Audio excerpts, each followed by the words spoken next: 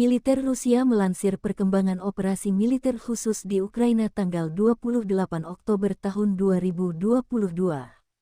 Juru bicara militer Rusia Letnan Jenderal Igor Konasenkov merilis personil dan sukarelawan yang dimobilisasi Federasi Rusia melanjutkan pelatihan mereka di wilayah Kaliningrad, di tempat pelatihan Armada Baltik, dan di wilayah Tula.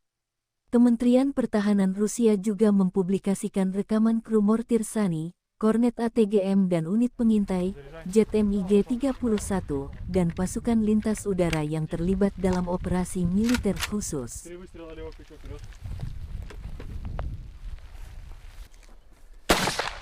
Молодец. Быстрее прекрати огонь. Еще 2 выстрела. К бою!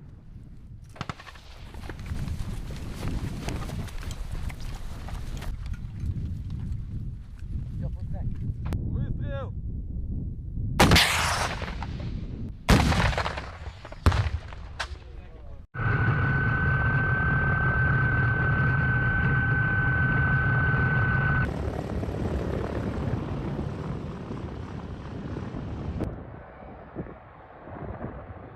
Отход.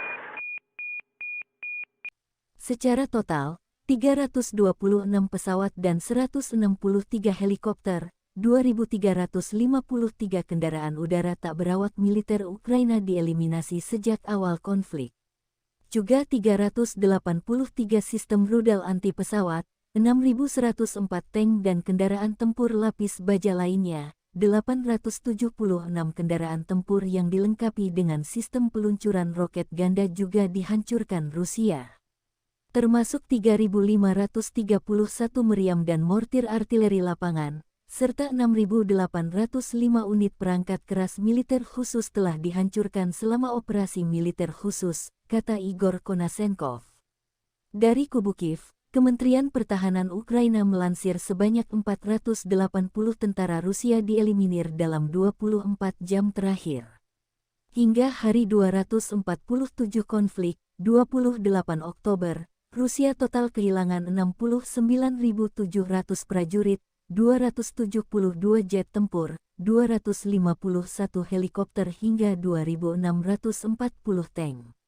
Belum ada tanda-tanda konflik Rusia dan Ukraina berakhir. Perkembangan lain, Presiden Rusia Vladimir Putin menegaskan tidak pernah terlintas dalam strateginya di Ukraina menggunakan senjata nuklir. Putin mengatakan kekuatan saat ini memadai menuntaskan misi operasi militer khusus di Ukraina. Rusia fokus mempertahankan 4 daerah yang direbut, Kherson, Zaporizhia. Forecasts are expressed here, and as to their accuracy, life itself has confirmed them with certainty, because the most rigorous